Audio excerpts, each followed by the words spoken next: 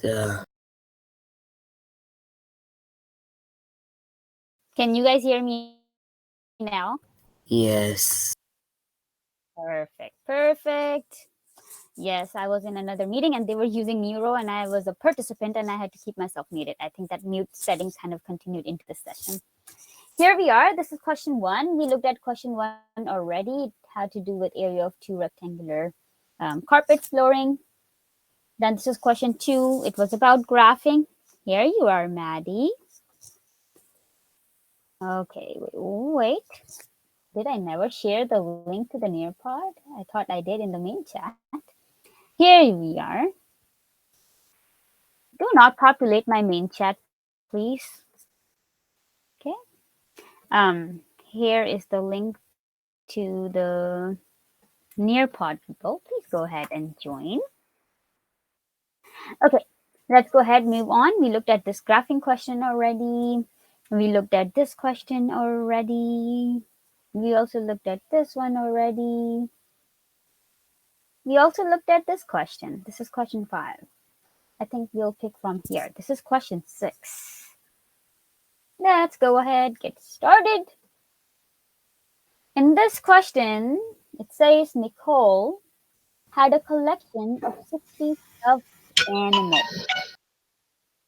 Okay, let's go ahead, mark this important piece of information. So Nicole had 60 stuffed animals to start with. She gave away 5 stuffed animals per month until all her stuffed animals were gone. So Nicole starts with 60, gives away 5 each month, right? Think about it. Will it be an increasing graph or a decreasing graph, right? Let me write. What do you expect? Do you expect it to be an increasing graph or a decreasing graph as you go from left to right? I am waiting to hear from you. Would you consider that as an increasing graph or a decreasing graph?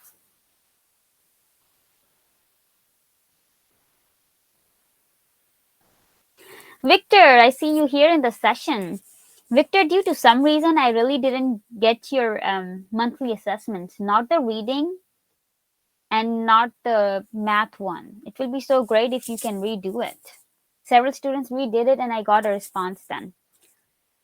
Is it possible? I know you did them. You know, I heard from at least one other student they did it. I just didn't receive a response. Okay, very good, very good. Yeah, Victor, go ahead. Victor, your mic didn't work. It just beeped. That's all we heard. But we didn't hear you, Victor. Hello, Kanala-san. I agree to you guys. This will be a decreasing graph. Victor, you can type in the chat. We didn't hear you on the mic. Let me see on your Nearpod slides. How did you answer the question? Oh, I need more people to join. I need to see more people join. Derek has been generous to put in the link for you guys again. Go ahead, join Nearpod. Jadine, very good.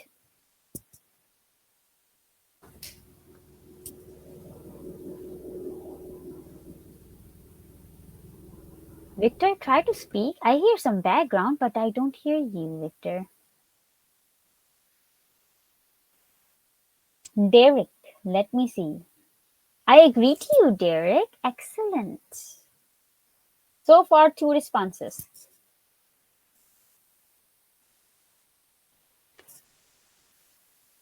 And we are waiting. People, go ahead, try on your own, see if you can get it. Victor, I will still go ahead, share some information with you in case you need it. So that you can complete the assessment for us. It is for a grade. Also, apart from everything else, completion is also important. I'll drop your TSDS ID. I will also drop the link to both the assessments. Just look carefully, you'll see link to both the assessments. It would be great if you just completed by today. And probably you know the answers because you completed it already. You can do it really quickly. Put the links in the chat. Victor, check it out. Sometimes you gotta do that. It's a computer glitch. Let's see. Amy is here in Nearpod. Amy, really nice, really nice. Ava's slide needs to be active. Madison, very good. Very good. Amy. But Amy, it will allow you only one answer choice. Which one will you go with? Okay, Kanala-san, you can drop your answer in the meanwhile. Derek, do you want to hop on the mic and walk us through this question?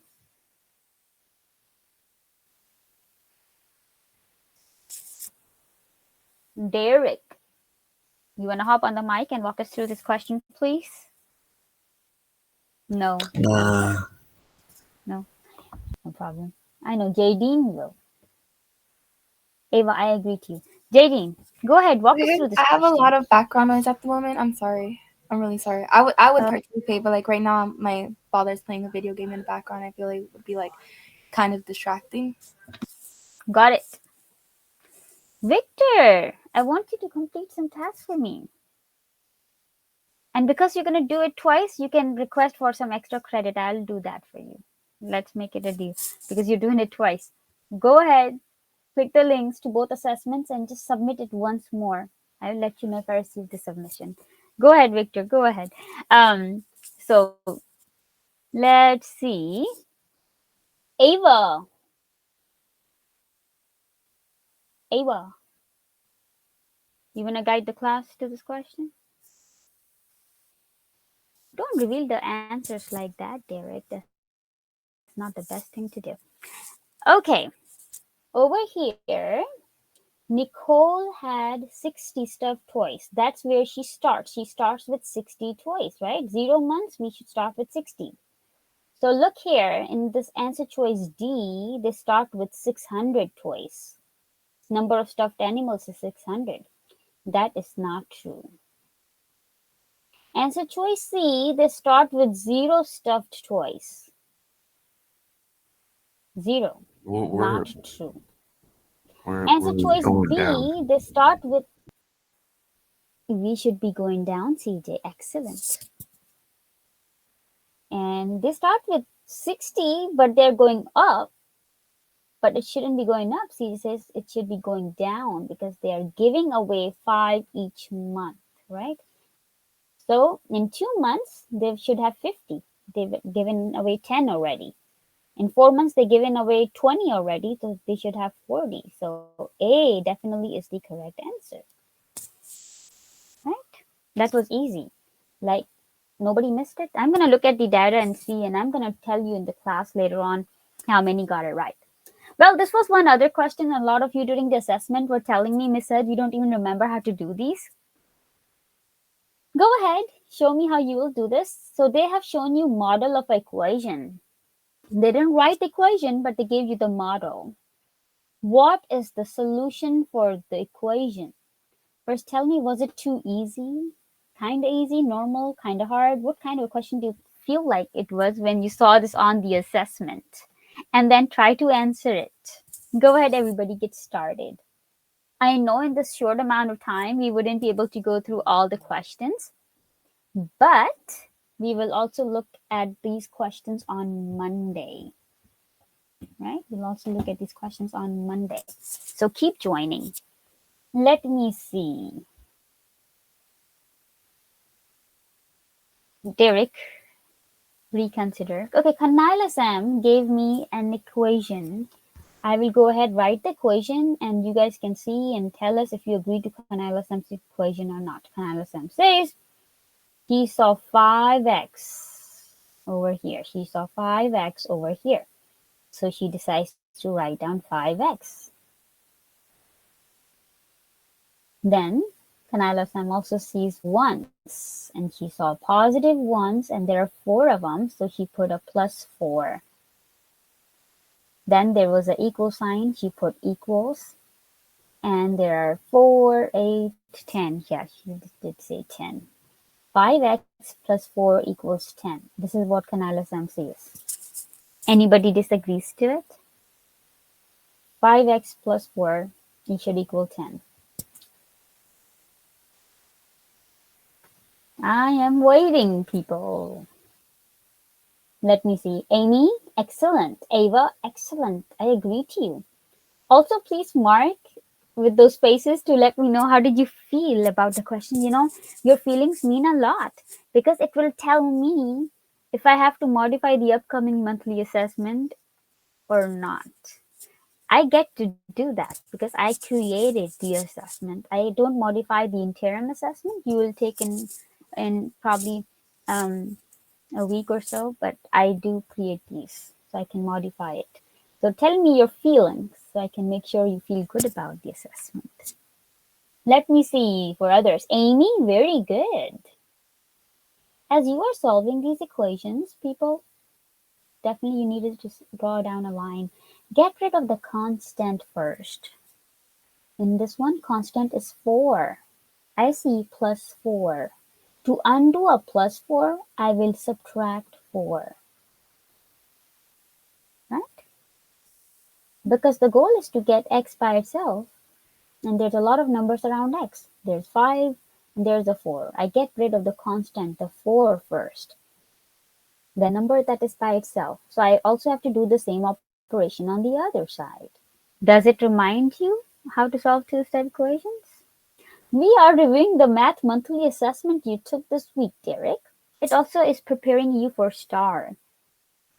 A plus 4 and a minus 4 is a 0. And now on your left side, you just have 5x. That equals 10 minus 4, that is 6. Can you guys do the last step and get to the answer? I'm going to pause here so I give you a chance. If just in case you didn't remember the first step, I've given you the first step. I got you, Brianna. Tanila, I got you. So put in your answers over there so I can see how you go about solving this question. Jadine, reconsider. I've given you at least step 1. You got to do step 2. Step 2 is to get rid of 5. 5x means 5 times x. To undo 5 times, I will divide by 5. I use fraction bar to show division. And I show fraction bar to division on the other side. What happens? 5x divided by 5 is just x by itself. That equals 6 over 5. And you see 6 over 5 is in the answer choices, right? Oh, Jadine, you don't reconsider. You are correct. I probably missaw your answer. 6/5 is the right answer. So Ava and Amy reconsider, actually, right? I missaw because slides look so small, but 6/5 is the right answer. Amy, Ava, reconsider, right? Because the denominator will be 5. 5x, you'd have to divide both sides by 5. That makes sense? Are there any questions?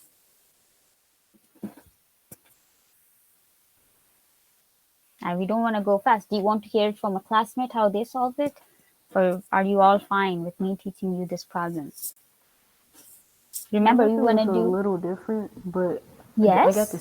I got the same answer here. My method was a little different, but I got the same answer. Very good, Nick. I've been recently, observing your performance. You've been doing really good, and that makes me very happy. Nick, do you want to talk about how you did it? And Nick is right. There are 10,000 ways to do this equation. What I have shown you is just one of those 10,000 different ways. Nick, do you want to show them how you did it? You, Landon, totally forgot. Take a picture of this work. No, Nick is not willing to share. But because as Nick is talking about the different ways of doing it, I can absolutely show you one more way of doing this. Look at this picture, right? This picture is there for a reason.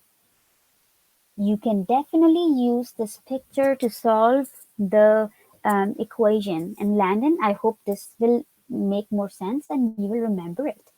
So we understand the concept of equality, that left side should be equal, the sign says equal, to the right side. We all get that part, right? These two sides need to be equal. If I decide to remove these 4 ones from here, I can remove these 4 ones from here, right? The two sides are still equal, right? Because I took away the same thing from both sides. I took away 4 triangles from both sides. Everybody agrees? Now, look carefully. What are we left with? We are left with 5x. We are only left with 5x. That equals 6.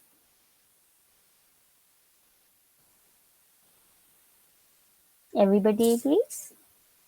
And therefore, I can say that each of the x can get a 1, right? And they will be equal. Each of these x's can get a 1, and that will be a good deal, right? What happens after we give each x a 1? This unhappy 1 is left over. So we split this last one into 5 equal parts and give it to each x. And therefore, each x then becomes 6/5, right? Becomes 6/5. What? It has 1 full, and they also have a fifth. 1 whole, 1/5. And that you also call 6/5. Right? That you also call 6/5. So you also can use the picture to solve. Absolutely, Amy. You could do the math and you could also use the picture, and you can actually take things away and move them apart and solve the question. Any questions? Is anybody confused? So anytime you don't remember how to do it, at least remember the concept of equality.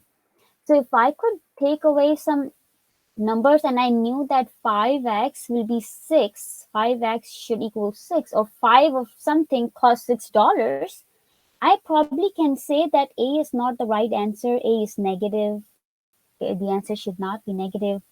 I can probably say that D is not the answer because 15/4 is a big number and each x is not, should just get 1 or a little more, right? So but definitely C and B are very close answers. You will still be confused unless you divide very properly. And you see that on the right side, you had 6. On the left side, you had 5. So the answer choice that had to do with the 6/5 was answer choice B. Very likely you could choose B, even if you didn't remember much how to solve. Okay, so in these sessions, we can go over in more detail like this. So it's just always a good place to join. In the general sessions, teachers have to go through certain different lesson plans. Okay, we will look at this problem here. What is the solution set for this inequality? They use the word solution set over here for inequality. They didn't say what is the answer. They're using the word solution set. In an inequality like this one, less than or equal to, if something is less than a number, there is a wide range of numbers that will be part of the answer. There will be not one single answer, right? That is when we want to say solution set, because the solution is a set of numbers. It is just not one number. So people, go ahead, get started. Now you have reviewed how to solve a two-step equation. You will use similar concepts to solve a two-step inequality. Get started on your slides so I can see how you are doing and I can give you some feedback. Let's see. And definitely there are some clues to the answer to these kind of questions if you remember some concepts. For myself, if I can remember those concepts, I could just answer this without solving. Let me see. Yes, Amy, I did get this kind of an answer. You see, all these answers are in negative. Probably the answer is negative, right? Also, one thing to notice, I'm going to erase that after boxing. Whenever I see in an inequality, the coefficient is negative, right? And this coefficient is -5. When the coefficient is -5, there's an alarm in my mind that I will flip the symbol in the final answer. This symbol needs to be flipped. Definitely. Why? There is a -5 by d. Whenever there is a negative number with a variable, the inequality symbol will be flipped in the final answer. I can say A is a possible answer. And I can say D is the possible answer.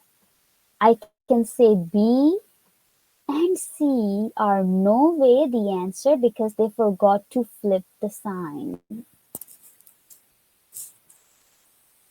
Do you guys remember this part? That when your variable has a negative number, -5, you flip the inequality symbol when answering in the final step, right? Okay, I'm gonna go clear that part up. It was just so I can remind you, but we will have a cleaner slide so we can solve. And you can just solve now how you would solve a two-step equation and get to the answer. It doesn't seem people remember how to do this question. So we will look at this question together. And this question says -5d plus 5.5. 5.5, right, is 5.5. I'll just say 5.5. Should be less than equal to 17. Step 1, get rid of your constant. We'll just divide it into two parts. Get rid of the constant. Amy, let's see. I won't reveal the answer. Because if I disagree, there's just one more answer. I'm going to get rid of 5.5 first. This is the constant. How do I get rid of it? I see a plus 5.5. I will undo it by subtracting 5.5 from both sides. And I will also subtract 5.5 from 17. People subtract 5.5 from 17 and tell me how much is the answer. And this becomes a 0, right? Plus 5.5 minus 5.5 becomes a 0. You are left with -5d. The symbol will still be same yet, and should be 11.5.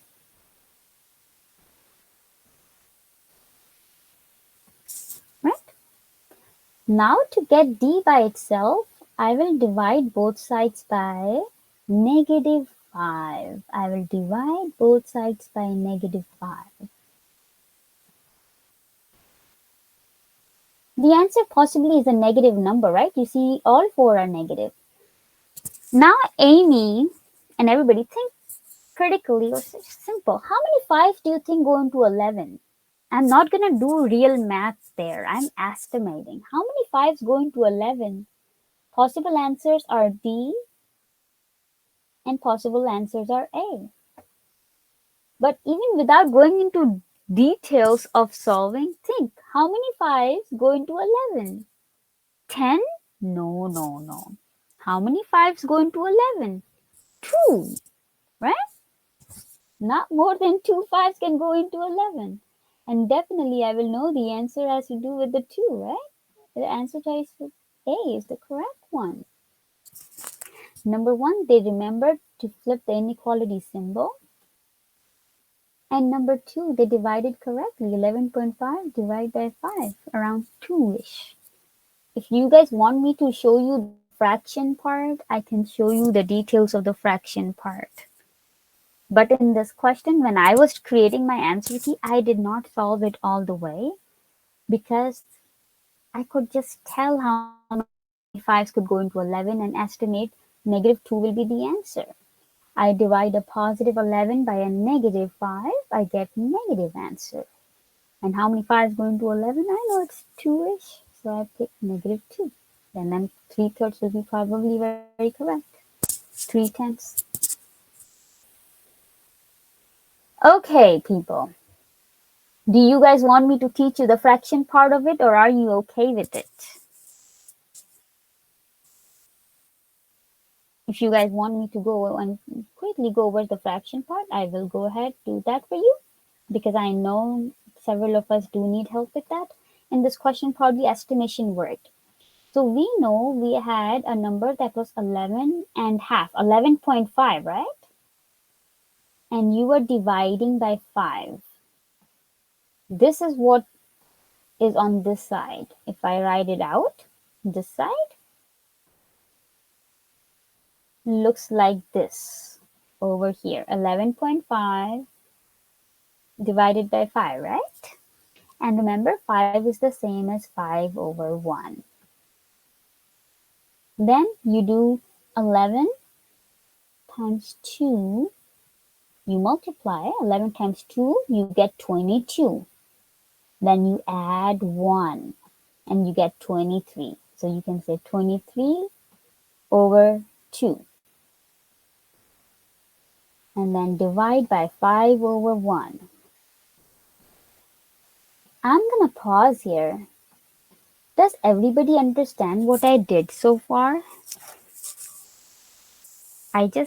Yeah, 11 and half is the same as 23 halves, right? Okay. So when we do dividing, we use a dividing rule called keep this fraction, change the symbol to multiplication, flip the last fraction. KCF, what you guys call, right?